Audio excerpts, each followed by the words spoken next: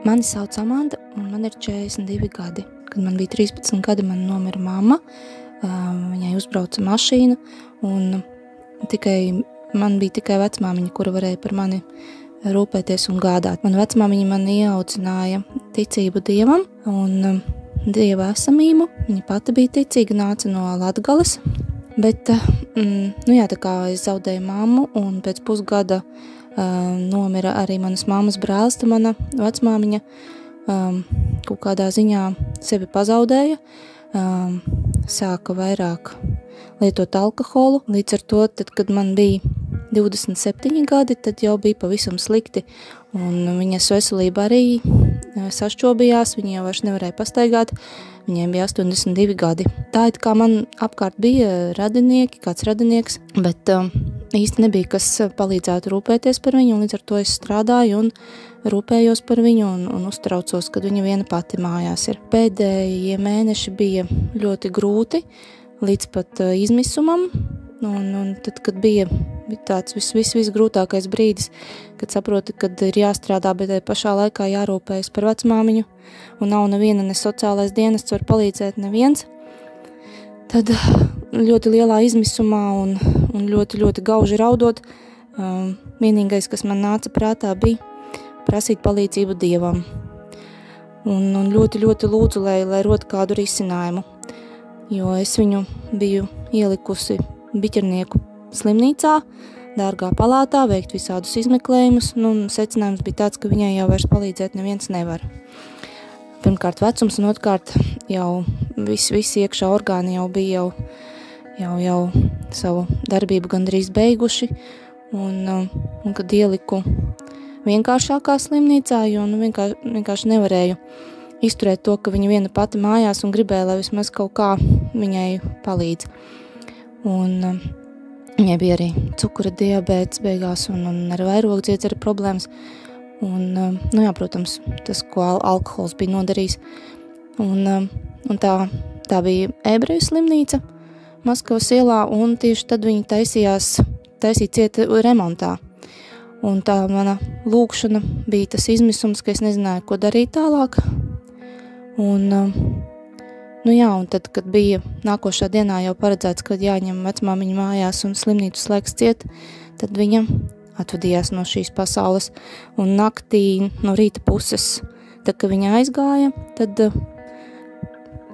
es viņu redzēju sapnī, pirms man zvanīja slimnīca, lai paziņotu bēdīgo vēsti, es viņu redzēju sapnī, viņa atnāca un bija priecīga un smaidīga. Tā kā, tas nebija tas risinājums, ko es tā kā Dievam lūdzu, bet, acīm redzot, tas bija vienīgais, ko varēja darīt. Lai cik tas būtu grūti, Dievs, tad es Tev pateicos šodien par grūtiem brīžiem, kas ir manā dzīvē bijuši, un varbūt es tādam eju tagad cauri. Ļoti grūti ir saprast, ka Tu to visu redzi no augšas, ka Tu redzi visu manu dzīvi kopumā, ka Tu redzi visas lietas, kuras nāks man par labu, jo bez rūkta es nezinātu, kas ir salds. Bet ir grūti, ir brīži, Jēzu, kad ir ļoti grūti, un es lūdzu Tev šodien, ka Tu ienāc tieši šajos brīžos un apliecini, ka Tu esi ar mani, ka Tu visu kontrolē, ka Tu turi rokas pāri, Kungs, visiem maniem mīļajiem, maniem darbiem, visām šīm situācijām. Jā, tiešām, Kungs, stiprini manu ticību šodien, lai es varu Tev sekot, lai es varu redzēt Tavus darbus, Kungs, Tavu mīlestību pār tam visam.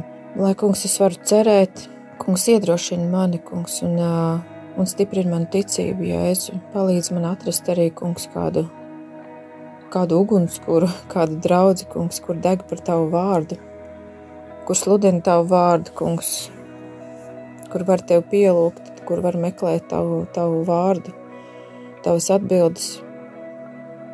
Jā, paldies Tev, Kungs, par šo brīdi, kur es tagad esmu. Tu redzi visas manas lietas, visas manas sāpes, manas ciešanas. Un tam visam pāri, Kungs, es tomēr Tev pateicos, Jēzu, jo vienmēr var būt vēl grūtāk un vēl sliktāk. Un paldies, Kungs, ka Tu esi mūsu izēja, ka Tu esi izēja bez izējas galā, ka Tu esi brīnumdaris, ka Tu dod brīnumainus, mums prātam neaptveramus, nesaprotamus rezultātus un iznākumus un mierinājumu. Paldies Tev, kungs, ka Tu esi lielāks nekā mana saprašana. Paldies Tev, Jēzus, tiešām slavēts Tavs vārds un pateicību Tev, kungs, par šo dienu, ko Tu man esi devis nodzīvot. Āmen. Aicinu piedalīties audio liecību projektā Mīlestības ceļš liecībās arī tevi. Ieraksti balss ziņās savu stāstu, kā Dievs sevi ir tev atklājis, ko viņš ir darījis un kā Jēzus ir tev palīdzējis, uzmundrinot, samīļojot, dziedinot, stiprinot. Esi daļa no dzīvā evaņģēlija pasaulē un ieraksti savu audio liecību telefonā, izmantojot balss ieraksta aplikāciju un nosūti to uz e-pastu liecības@gertrude.lv.